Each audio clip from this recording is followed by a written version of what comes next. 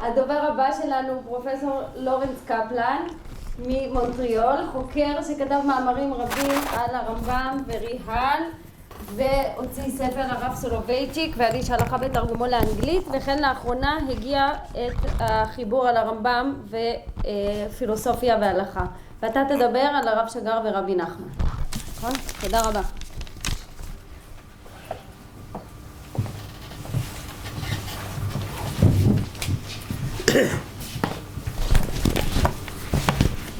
In a sense, my talk will be a continuation of B.T. Roe's in a much smaller fashion. I'd just like to thank Chanoch and Miriam for inviting me to speak. My talk today, Cracking the Code, Rav Shagar's interpretation of Rav Nahman of Bratslav, in a sense is a continuation of an article I published in 2015 in the Journal of Modern Jewish Studies on integrating academic Talmudic scholarship in Israeli religious Zionist yeshivot. In that article I discussed, among other Rashi Yeshiva, Rav Shagar, and what I called, inspired by his own use of the term, his quote, Shiluv approach to teaching the Talmud. I cited there Rav Shagar's own description of both the goal of this approach and the method it adopts. Its goal, and I quote, is cleaving to the divine, which reveals itself in the uncovering of the existential significance and meaning of the sugya, end quote. While the method it adopts, I again quote, is that of uncovering this existential meaning through joining together, shiluv, the tools of traditional conceptual analysis, lumdus, and those of historical critical scholarship. That's my expansive paraphrase of kelim lamdaniyim v'mechkariyim. Rav Shagar thus engages in both lumdus of critical historical scholarship, but his goal is to break through the sugya's analytic and historical philological exterior to crack its code, as it were, to reach the sugya's inner existential significance. In a similar sense, we may say that Rav Shagar's goal as an interpreter of Rav Nahman, that's the title of my talk today, is to crack the Kabbalistic code, the Kabbalistic metaphysical exterior of Rav Nachman's Torot as found in Likutei Maran, and to uncover their personalist, existentialist interior.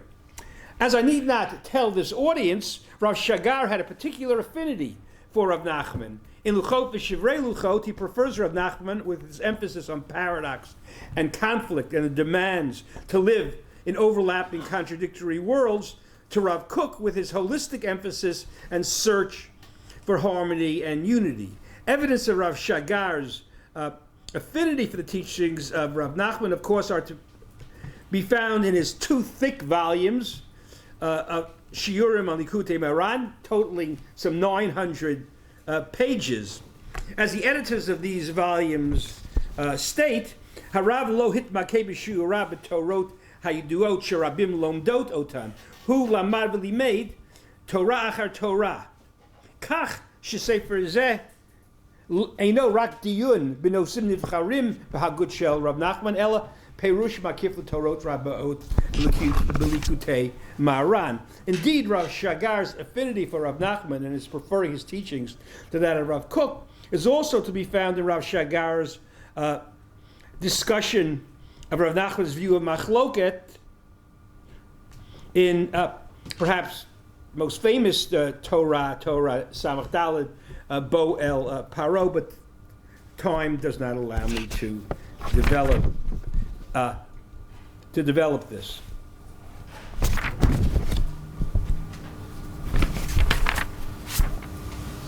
So to come to the topic of my lecture today, as the editors go on to state in their introduction, B'shiurei harav Shagar yeshno parshanut ma'amika lo Torato shel Rav Nahman, ach gam bitui shelo ba'atzmo, michad gisa hu holech b'kvot divrei Rav Nahman uva'er otam, me'idach gisa mikoch lamdanuto v'rochav dato v'libo hu potech shar tovanot ruchaniyot chadashot, like the last passage of B.T.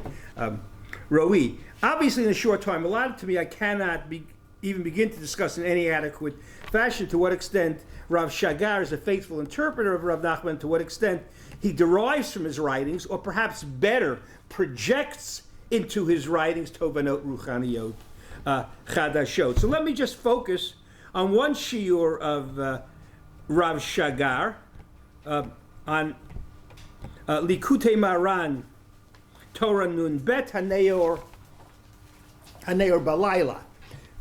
In this Torah, with which I'm sure many are familiar, Rav Nahman offers a daring and innovative interpretation of the Mishnah Pirkei Avot, standing the Mishnah on its head. The Mishnah states, "Haneor balayla u'mahalech b'derech yechidi u'mefane libo l'batala harezeh mitchayev b'nafsho." The plain meaning, of course, refers to someone who wakens at night and walks alone, but despite the dangers posed to being alone at night from all the mazikim, turns his heart to vain, empty things, levatala, and thus is deserving of death. Rav Nahman reverses evaluation, turning black to white. The Mishnah he proposes refers to a person who wakens at night and goes on a lone path. For night and aloneness create the ideal conditions for hitbodedut. As a result of hitbodedut,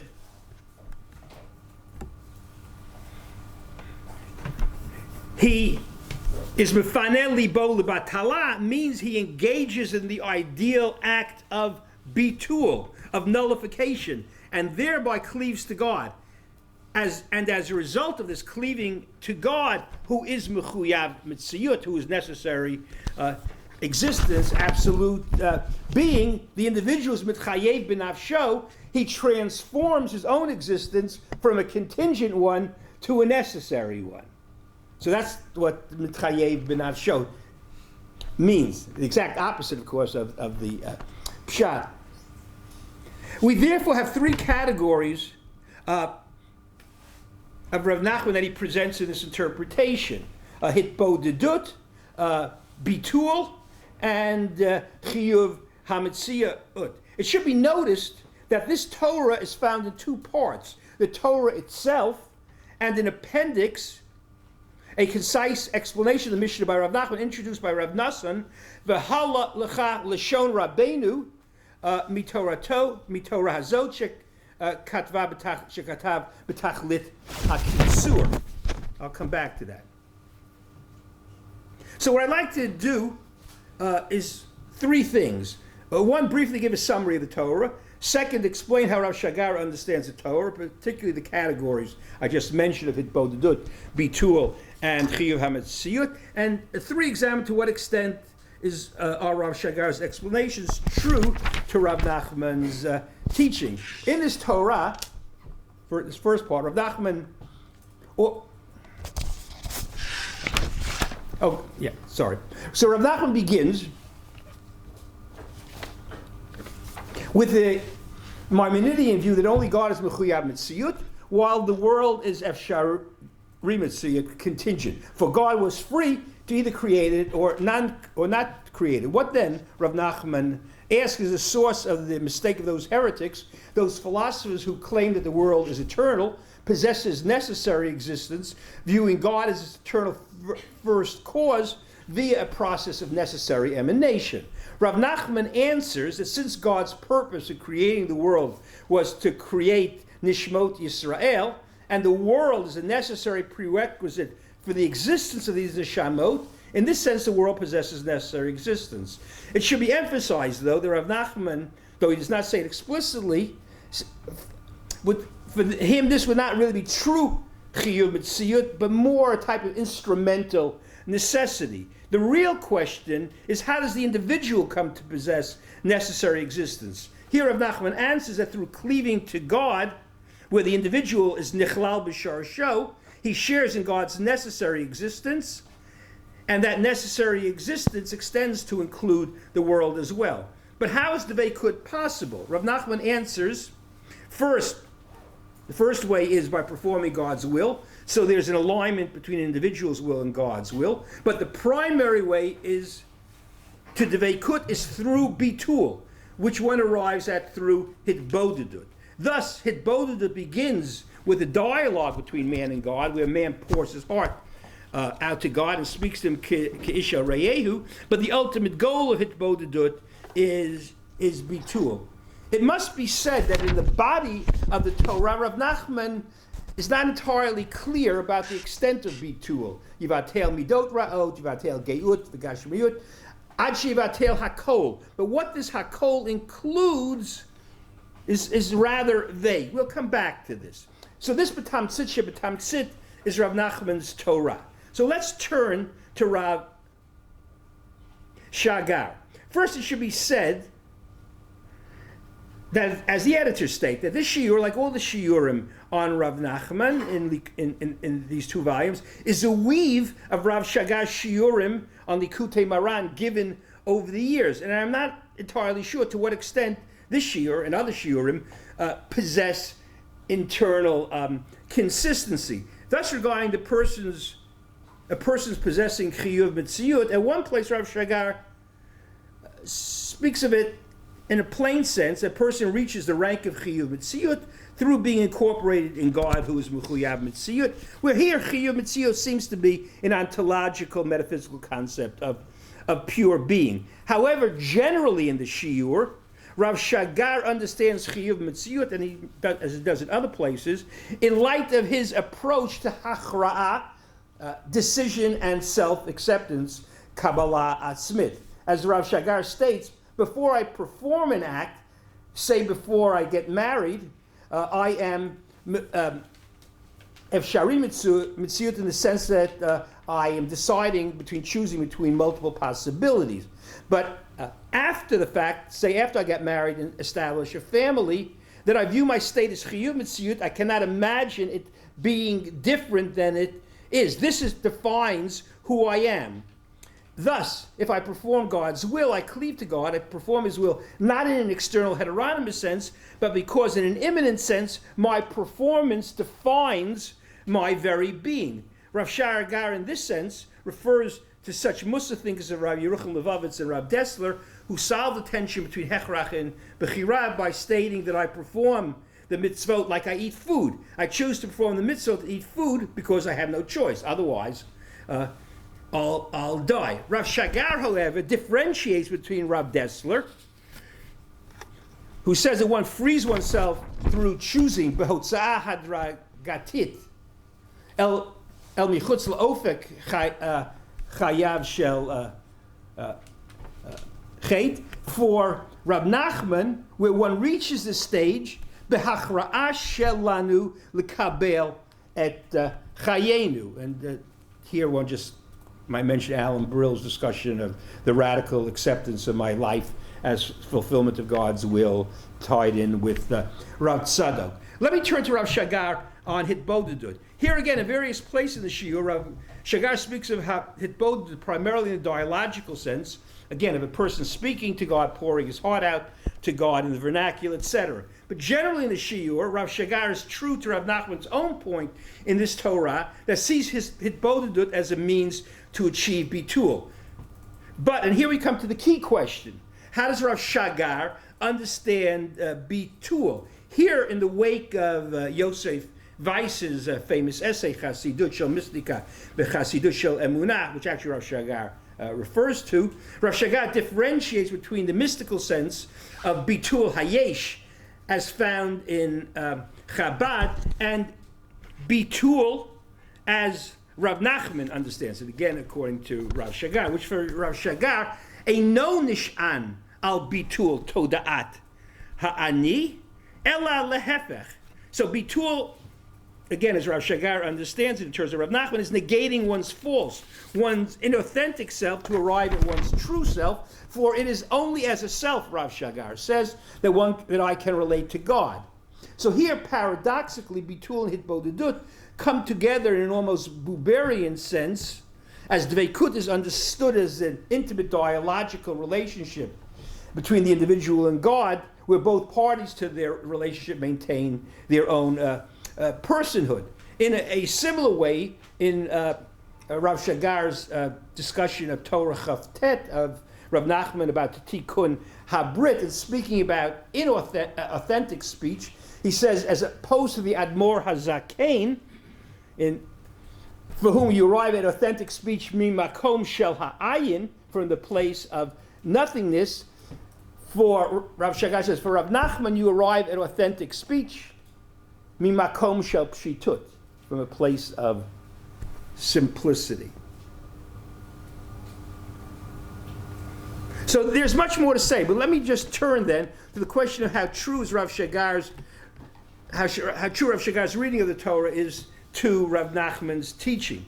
With reference to the issues of chiyuv hamitziyut, I must say that Rav Shagar's reading, in my view, confuses chiyuv, necessary existence, with hechrach, with